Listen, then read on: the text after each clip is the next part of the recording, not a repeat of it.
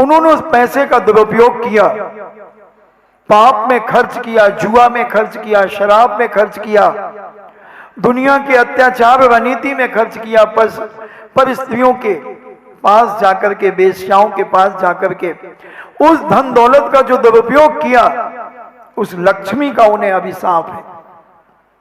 मैं आपसे पूछना चाहता हूं, आपके घर में अगर कोई मेहमान आए और आप उसकी बेइज्जती कर दें, उसको कोई आदर सम्मान न दें, उसे न पानी की पूछें न भोजन की पूछें, अब वो अपमानित होता रहे और थोड़ी देर के बाद वो चला जाए, तो क्या वो दोबारा आपके घर आएगा? या आपके साथ इस प्रकार की कोई हरकत करे तो आप दोबारा वहां जाएंगे? बताएं आपके क्या विचार है? नहीं जाएंगे। उसी प्रकार ये धन दौलत रूपी लक्ष्मी कहती है कि पूर्व जन्म में मैं बड़े पुण्य के उदय से इसके पास आई थी, मगर इस पापी ने मुझे शराब के ठेके पे दिया, जुआ के फड़ पे मुझे चलाया, पंच नदियों के विषयों में इसने मुझे चलाया, वेश्याओं की, नित्यांगनाओं के यहां मुझे इसने फेंका, निछावर करके मेरा अपमान किया। तो अभिशाप है, अब ऐसे पापी के पास मैं दोबारा नहीं जाऊंगी। ये वही गरीब है बंधु जिनको भीख भी नसीब नहीं हो रही है, ऐसे पापी भी इस दुनिया में हैं। अभिशाप सबका मिलता है। तुम अपने घर का दरवाजा खोलते हो, अगर बड़े आदर और सम्मान के साथ उस दरवाजे को खोलते हो तो वो भी तुम्हें दुआएं देता है, और दरवाजा लात मार करके खोलते हो तो वो भी तुम्हें अभिशाप देता है। अभिशाप देता है दरवाजा भी, क्योंकि दरवाजा तुम्हारे घर की सुरक्षा में एक कारण है, और तुम उसका अपमान कर रहे हो जिसने रात भर तुम्हें शांति से सोने के लिए दिया है। निश्चिंत होकर के तुम सो रहे थे क्योंकि तुमने दरवाजा बंद कर दिया था, ताला लगा दिया था, और जब तुम्हारा मतलब निकला तो तुमने उसे लात मार दी। लात मार करके दरवाजा खोला तो प्रकृति कहती है इस पापी को अभिशाप मिलेगा। जिस जिस चीज का तुम्हारे जीवन में अभाव है और तुम चाहते हो वो मिल नहीं रहा है, निश्चित है कि तुमने पूर्व जन्म में उसका अपमान किया है। निश्चित है कि अपमान किया है। बिना अपमान के वो वस्तु प्राप्त नहीं होगी, क्योंकि तुमने उसका अपमान किया। अगर आदर और सम्मान और बहुमान किया होता तो तुम्हारी इच्छा होते ही तुम्हें वो प्राप्त हो जाती। और वह नागश्री का पिता विचार करता है कि ऐसे महान साधु मैंने कितना इनका अपमान किया, भगवान मुझ पापी को क्षमा किया जाए, माफ किया जाए। और सूर्य मित्र मुनिराज के चरणों में नागश्री का पिता सोम शर्मा नतमस्तक हो जाता है और निवेदन करता है कि भगवान मैंने संसार को देख लिया, संसार की दशा को मैंने जान लिया। जो आपने मेरी बेटी के लिए जो व्रत दिए हैं वह व्रत मेरे जीवन में भी बहुत कार्यकारी है महाराज, मेरी बेटी के जीवन में भी कार्यकारी हैं, और मुझे अभी संसार से बहुत भय लगने लगा है, मुझे बहुत डर लगने लगा है संसार से। संवेग भावना मेरे अंदर जागृत हो गई है। हे भगवान, पूज्य मुनिराज समझ गए कि अब इसके अंदर धर्म आत्मा की पर्याय बन गया है, इसका विवेक जागृत हो गया है। यह वाकई में अपने अंतरंग को पवित्र करना चाहता है। इसकी रुचि अब सम्यक धर्म की ओर बढ़ गई है। मिथ्या मार्ग को यह छोड़कर सम्यक मार्ग अपनी अंतरात्मा में जागृत करना चाहता है। पूज्यवर उसे धर्म का उपदेश पुनः अलग से देते हैं और वह केसरुंज करके दिगंबरी दीक्षा धारण कर लेता है। कहां लड़ने गया था, कहां लड़ने गया था बंधुओं, और लाडला बन गया। वीतराग मुद्रा का ऐसा ही कुछ प्रभाव होता है। इंद्रभूति गौतम अपने आश्रम में 500 शिष्यों को लेकर मिथ्या मतों का प्रचार किया करता था। इधर भगवान महावीर स्वामी को केवल ज्ञान प्राप्त हो गया और 67 दिन तक उनकी दिव्य ध्वनि नहीं खिली। समो श्रवण तो लग गया मगर दिव्य ध्वनि नहीं खिली। सारे लोग आश्चर्यचकित हो रहे थे कि भगवान 5000 धनुष ऊपर चले गए, समोसरण लग गया, कुबेर ने इतना सुंदर समोसरण लगा दिया, मगर भगवान बोल क्यों नहीं रहे। अगर महाराज सुबह सुबह इधर आ जाएं और हाथ के ऊपर हाथ रख करके बैठ जाएं और पब्लिक समाज पूरी ठठासठ पंडाल में भर जाए और प्रवचन नहीं हो तो तुम कितने प्रकार की चर्चा करोगे। क्या बात हो गई, कुछ कमेटी से कुछ बातचीत हो गई, समाज में कोई गड़बड़ी हो गई, क्या कारण हो गया जो महाराज जी बोल नहीं रहे। बड़ी चर्चा चल रही है पूरे समूह श्रवण में, बड़ी चिंता।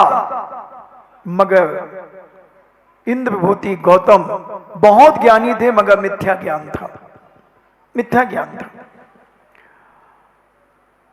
इंद्र सौधर्म इंद्र भी बैठा है, चारों निकाय के देवी देवता बैठे हैं पूरे कोठों में, त्रियंचों से भी भरा है, मगर भगवान बोल नहीं रहे हैं।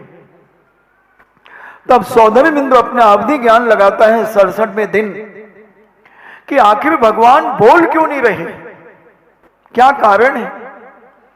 तब अवधि ज्ञान से जानता है कि भगवान बोलेंगे मगर उनके प्रवचन को सुनेगा कौन, समझेगा कौन, कौन समझेगा उनके प्रवचन को। तब अवधि ज्ञान से जानता है कि इस राजगृह के अंदर इंद्रभूति गौतम बहुत बड़ा वेदांती है, बहुत बड़ा ज्ञानवान है, मगर सम्यक ज्ञान उसके पास नहीं है। तब सौधर्म इंद्र एक बहुत बुजुर्ग का रूप बना करके जाता है, जहां 500 शिष्यों को इंद्रभूति अध्ययन करा रहे थे।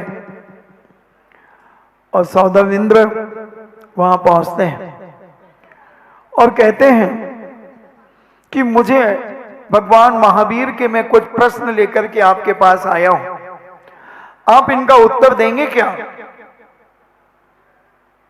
गौतम अहंकारी था, कहता कौन महावीर, वो त्रिशला का बेटा, वो राजा सिद्धार्थ का लड़का, उसके प्रश्न हैं। हाँ हाँ उनके ही प्रश्न हैं। क्या प्रश्न है बोलो। 7 तत्व किसे कहते हैं, 9 पदार्थ क्या होते हैं, 6 लेस्याएं क्या होती हैं, 6 द्रव्य क्या होते हैं। चकरा गया उसका दिमाग, वो तो मिथ्या दृष्टि था मगर अहंकारी था। कहता किसके प्रश्न है ये, महावीर के, चलो उसी महावीर को देता हूं। अब उसको देखता हूं, बहुत अपने आप को ज्ञानी समझता है, केवली समझता है, सर्वज्ञ मानता है। अब इतनी छोटी सी ज्ञान नहीं है कि 7 तत्व किसे कहते हैं, 9 पदार्थ किसे कहते हैं, 6 लेस्याएं क्या हैं, 6 द्रव्य क्या हैं, चलो उसी को बताता हूं। और वह जाता है, जैसे ही समूह शरण में जाता है, मानसम को देखता है, उसका मान वहीं गलित हो जाता है, उसका अहंकार वहीं चूर चूर हो जाता है। और समूह शरण की महिमा को देखकर और आगे बढ़ता है। समूह शरण में विराजित अनंत भगवान की जो प्रतिमा थी उन्हें नमस्कार करता है, उसी समय उसे सम्यक दर्शन की प्राप्ति हो जाती है। और समूह श्रवण में जाकर भगवान से कहता है दीक्षाम देही, दीक्षाम देही। और वहीं केसरंज करता है, वस्त्राभूषण त्याग करता है और दिगंबरी दीक्षा धारण करके मुनियों के कोठे में बैठ जाता है और भगवान की दिव्य ध्वनि खिलना शुरू हो जाती है, दिव्य ध्वनि शुरू हो जाती है। क्योंकि दिव्य ध्वनि यानी प्रवचन योग्य व्यक्ति को सुनाए जाते हैं। हर व्यक्ति को धर्म की बात नहीं सुनाई जाती, जो उसको समझने वाला होता है उसे ही सुनाई जाती है। तब सोम शर्मा पूज्य सूर्यमित्र मुनिराज से निवेदन करते हैं, महाराज समझ जाते हैं और उसे दीक्षा दे देते हैं और दीक्षा ग्रहण कर लेते हैं। नागश्री सोचती हैं कि अब मैं क्या करूंगी, पिताजी ने दीक्षा ले ली, राजा ने दीक्षा ले ली, सेठ साहूकारों ने दीक्षा ले ली, तो मैंने तो धर्म के चमत्कार देखे हैं, मैंने जो व्रत धारण किए हैं उनको और दृढ़ता के साथ मैं अपने जीवन में पालन करना चाहती हूं। और सूर्यमित्र मुनिराज के चरणों में बैठ करके निवेदन करती है कि हे भगवान, मुझे अब आरिका के व्रत देने की कृपा करें और वह आरिका के व्रतों को लेने की अपनी तीव्र इच्छा पूज्यवर के चरणों में निवेदन करती हैं और कहती है, भगवान, मेरी मूर्खता रूपी अंधकार, अहंकार के कारण जो मेरे जीवन में अंधकार था, उस अंधकार को नष्ट कीजिए।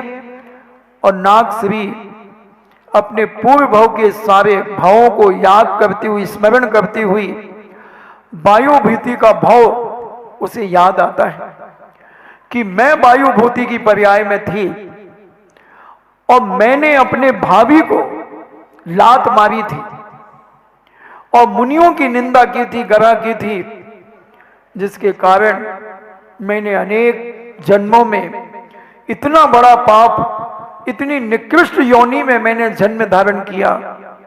कहां मैं गधी बनी, सूकरी बनी, कुकरी बनी, दुर्गंधा बनी, धिक्कार है मेरे जीवन को।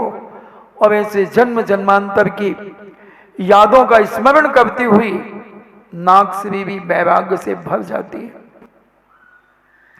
जीवन के किसी भी पल में वैराग्य उमड़ सकता है, संसार में रह के प्राणी संसार को तज सकता है।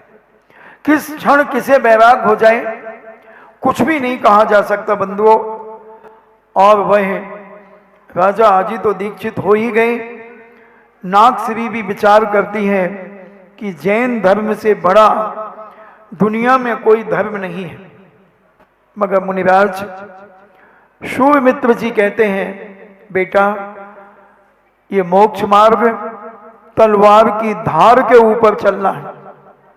भावुक होकर के, प्रभाव में आकर के, दबाव में आकर के इस मोक्ष मार्ग में मत बढ़ जाना। बहुत आगे पीछे विचार करना, बिना सोचे समझे यह कार्य तुम अपने जीवन में ग्रहण मत करना। सोम शर्मा को भी उपदेश दिया कि अभी भी कुछ नहीं मिल रहा, कोई बात नहीं, तुमने दीक्षा ले ली, अगर अभी भी तुम्हें घर की याद आ रही हो, अपनी धर्म पत्नी की याद आ रही हो, तो अभी भी जा सकते हो, अभी कुछ नहीं बिगड़ा। मगर सोम शर्मा कहते हैं, महाराज, मैंने सारी दुनिया को देखा है, जो आनंद, जो सुख आपके चरणों में है, जो इस मुनि पद में है, इंद्र, नाग, नरेंद्र के भी ऐसा सुख और आनंद नहीं है। इसलिए मैं अपने अंतरंग से इस वैराग्य को धारण कर चुका हूं और मैं अब जैसी आप मुझे साधना बताएंगे, ज्ञान कराएंगे, उसी प्रकार मैं आपके साथ रहकर अपने जीवन को धन्य करूंगा। इस प्रकार के विचार सुनकर सोम शर्मा ने दिगंबरी दीक्षा धारण कर पूज्यवर का उपदेश सुना। अनेक प्रकार की गुरु आज्ञा से तपस्या करता हुआ अंत में समाधि पूर्वक मरण करके अच्युत स्वर्ग में जाकर के जन्म लिया।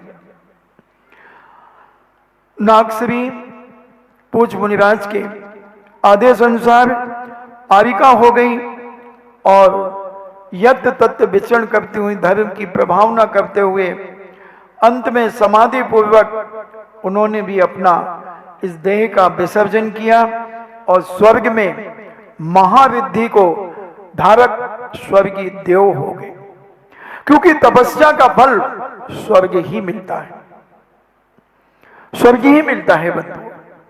जो भी तपस्या करेगा, त्याग तपस्या करेगा, उसे स्वर्ग की प्राप्ति होगी।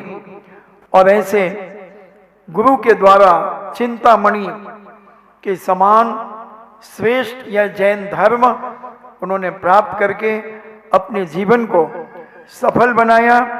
वहां से विहार करते करते सूर्यमित्र और अग्निभूति मुनिराज एक अग्नि मंदिर नाम के एक पर्वत पर पहुंचे और वहां पर तपस्या में लीन हो गए। तपस्या करते करते इतना कंसंट्रेशन बनाया कि उनके 4 घातिया कर्म ज्ञानावर्णी, दर्शनावर्णी, मोहिनी और अंतराय कर्मों का क्षय हो गया और सूर्यमित्र मुनिराज ने और अग्निभूति मुनिराज ने केवल ज्ञान प्राप्त कर लिया। केवल ज्ञान वही ज्ञान होता है कि 3 लोक में भूत भविष्य वर्तमान की अनंत द्रव्य पर्यायों को एक साथ उनके ज्ञान में झलकती है। ऐसा वही ज्ञान जिसे केवल ज्ञान कहते हैं, तो लोग पूज्य वही ज्ञान उन्होंने प्राप्त किया। धीरे धीरे धर्म की प्रभावना करते करते उन्होंने वह उत्तम सुख की प्राप्ति की, यानी वह केवल ज्ञान प्राप्त करके अपनी आयु पूर्ण करके मोक्ष को प्राप्त हो गए। किस समय किसे संवेग जाग जाए, किसके अंदर कब वैराग जाग जाए, बंधुओं कहा नहीं जा सकता। मगर जैन दर्शन पलायनवादियों को स्वीकार नहीं करता। पलायनवादी वो कहलाते हैं कि परिवार में कलह हो गई, कई लोग आते हैं, महाराज जी अब तो घर नहीं जाना मुझे। क्यों भाई, क्या हो गया? नहीं बस बहुत हो गया। क्या देख लिया, क्या हुआ? फूटी आंखों नहीं देखते मुझे। अरे तो फूटी आंखें हैं तो वो देखेंगे कैसे? हाँ, आंखें होती और नहीं देखते। नहीं महाराज जी आंखें तो हैं, मगर जब देखो जब मुझसे लड़ते रहते हैं, अब हम आपके पास से जाएंगे ही नहीं। ना बाबा ना, अगर वो अभी तुम्हें बुलाने आ जाएंगे, प्रेम से आई एम सॉरी प्लीज करेंगे, तो तुम चले जाओगे। हाँ चले जाएंगे, फिर काहे का बैराग, फिर काहे का ये नाटक?